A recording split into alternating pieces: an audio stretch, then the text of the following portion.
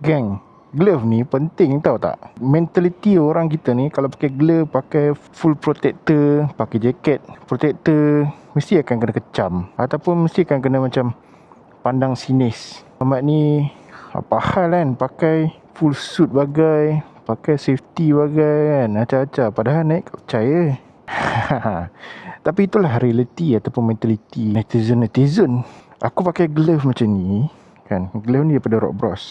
So aku pakai glove macam ni sebabkan oleh dulu aku pernah jatuh, nampak ada parut lagi. Pasal ada parut lagi, memang teruk lah. So aku dah tak nak, aku dah belajar daripada kesilapan. Jadi kita pakailah glove untuk lebih safety. Pada rider aku pesan lah, yang mana ride jauh kan, yang ride pergi kerja, balik kerja jauh, better pakai glove macam ni lah. Pakai glove macam ni selesa dan safety. Itu yang penting.